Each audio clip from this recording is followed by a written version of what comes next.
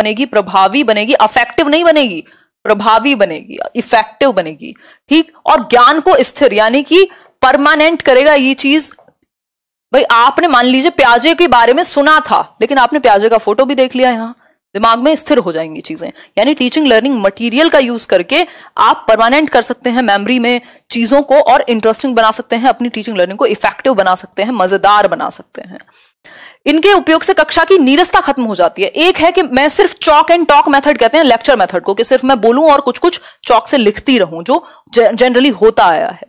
तो लेकिन जैसे आप टीचिंग लर्निंग मटेरियल्स का यूज करते हैं, मैं यहां कोई वीडियो चला के दिखा दूं, कुछ और करके दिखाऊं, कोई पिक्चर दिखा दूं, कोई एक डायग्राम बना दूं, उससे क्या होगा, नीरसता खत्म हो जाएगी, बोरिंग नहीं लगेगी टीचिंग लर्निंग प्रोसेस, ठीक।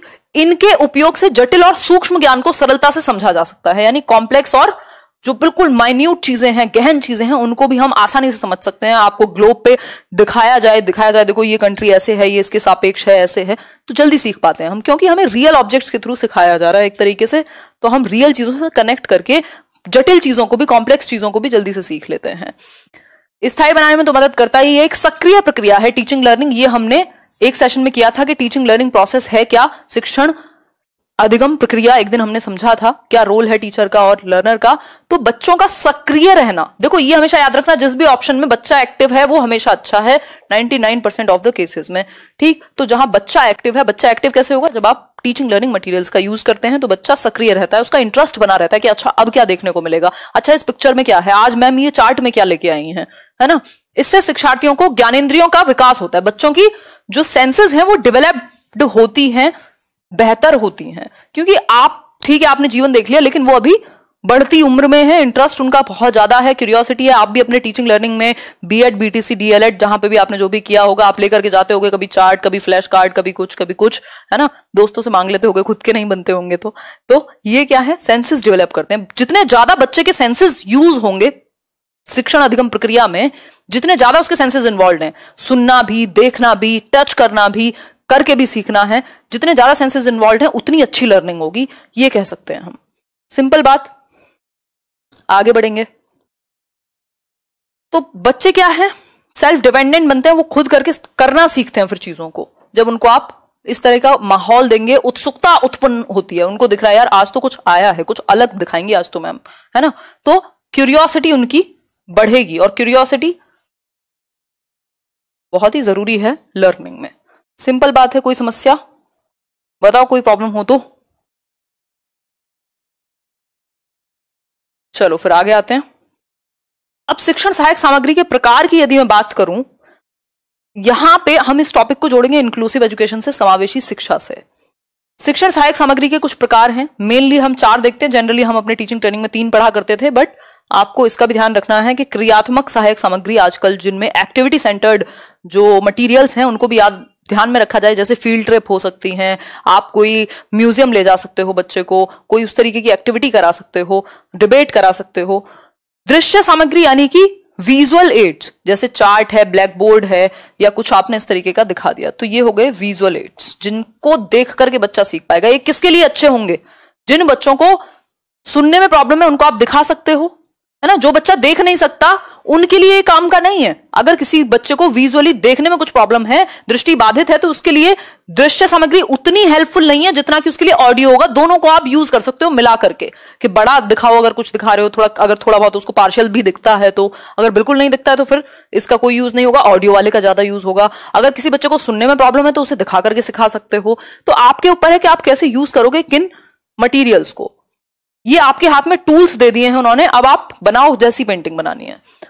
श्रव्य सामग्री की यदि मैं बात करूं तो ये ऑडियो एड्स हैं, इसमें रेडियो हो सकता है, पॉडकास्ट हो सकती हैं, बहुत सारे ऐसे हो सकते हैं, उच्चारण हो सकता है शब्दों का जो आपको, जैसे आप गूगल पे सर्च करते हैं कई बार, या ऐसी बहुत सारी एप्स हैं जो आपके प्रोनाउंसिएशन पे काम कराती हैं, है ना।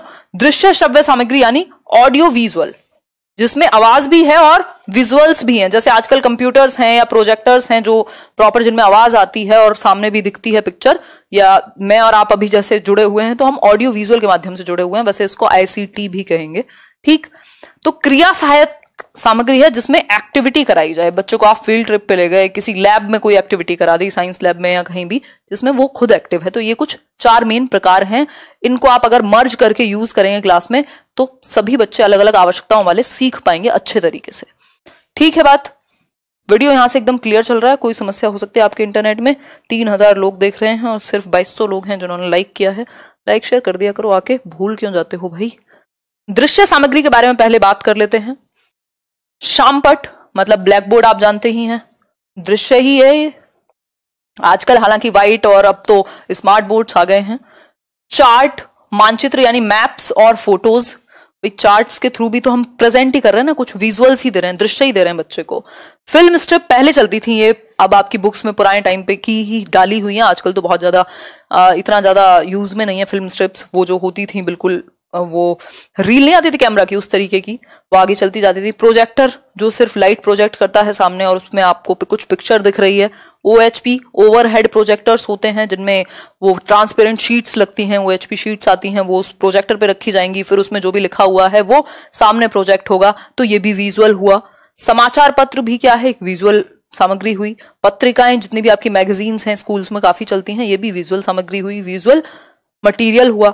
तो ये बेसिक चीजें हैं जो आपको आइडिया होना चाहिए। ऐसा नहीं है मैं ये मान के चल रही हूँ आपको इतना पता होगा, इसीलिए मैं थोड़ा जल्दी से भी एक्सप्लेन कर रही हूँ, क्योंकि इतना कोई बहुत ज्यादा डीप बात नहीं चल रही है। बेसिक चीजें, लेकिन आपके दिमाग से एक बार गो थ्रू, मतलब ये निकल जानी चाहिए। आप एक बार इनसे गो थ्रू हो जाओगे तो पेपर में आसानी होगी, आपको पता भी नहीं लगेगा इनडायरेक्टली कहाँ हेल्प कर जाएंगे, है ना। अभी हम पाठ्य पुस्तक पे भी आएंगे जिसपे एक क्वेश्चन हमेशा आता है, बाल साहित्य पे एक क्वेश्चन हमेशा आता है, उनको समझेंगे। शामपट की बात करें यदि, और अब आपको पता होगा कि भाई जितने ज्यादा सेंसेस यूज कराएंगे आप उतना अच्छा, जितना एक्टिव होगा उतना बेहतर है। कंफ्यूज नहीं करना उसको, इंटरेस्ट बनाना है उसका। ठीक है बात जी। सब दृश्य सामग्री है। IPL की वजह से नेट प्रॉब्लम है जी। ब्रजेश जी, आप में से कई लोग तो IPL ही देखने चले जाते होंगे, बट ठीक है, आप लोग इतनी संख्या में आ जाते हैं IPL के समय पे, ये भी काफी है ना। सीख लो, कुछ नहीं होने वाला, वो आपका टाइम खाने ही बैठे हैं। पेपर आ जाएगा फिर दुखी रहना। देखो शामपट की बात करें तो ये शामपट देख ही रहे हैं आप, ब्लैक बोर्ड। चार्ट्स देख रहे हैं, नंबर चार्ट्स होते हैं और भी बहुत तरह के चार्ट होते हैं। भाई आप सिर्फ 1 लिखें और 1 के साथ एक एप्पल दिखा दें, 2 के साथ पेयर ऑफ शूज दिखा दें, तो क्या होगा, दिमाग में ज्यादा एसोसिएशन बनेगा। वो जो थॉर्नडाइक का लॉ था उस दिन मैं आपके साथ डिस्कस कर रही थी, लॉ ऑफ एसोसिएटिव शिफ्टिंग, मतलब आपने जोड़ दिया, एसोसिएट कर दिया एक स्टिमुलस से किसी और चीज को, पेयरिंग कर दी। तो आपको पता है कि 6 है तो 5 है तो 5 फिंगर्स दिखा दी, तो वो 5 इन 5 फिंगर्स से एसोसिएट हो जाएगा। तो इससे क्या होगा, ये साइकोलॉजिकली भी ज्यादा हेल्पफुल रहती हैं चीजें। ठीक है बात, आगे बढ़ेंगे। पिक्चर्स हो सकती हैं इस तरह की, आजकल आप देखते हैं। एक क्वेश्चन आया था 2018 में बाला करके, कि बाला की फुल फॉर्म बताओ, BALA। अब बाला क्या है, बिल्डिंग एज लर्निंग एड, मतलब बिल्डिंग को ही लर्निंग एड के रूप में यूज कर लिया गया, इसी को हम बाला कह रहे थे।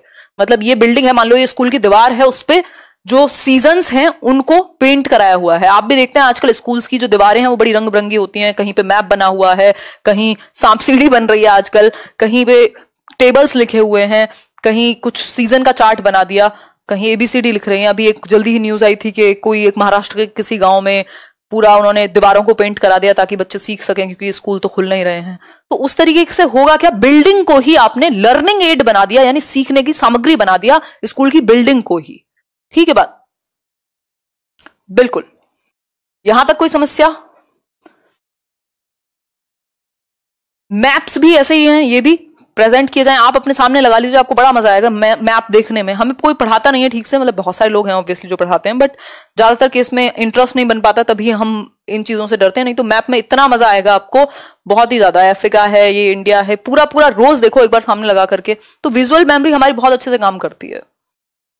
बाला, बाला है वो शैतान का साला नहीं है, ये normal building as learning aid है ये। Building, B for building, A for as, L for learning,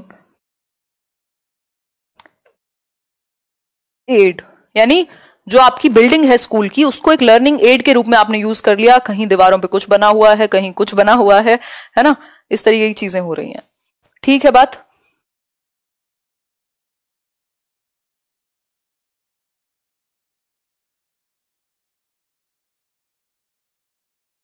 जी श्वेता नाम तो ले लिया आपका, लेकिन बाकी नहीं ले पाऊंगी तो अभी नाम को अवॉइड करो, समझो थोड़ी सी चीजें।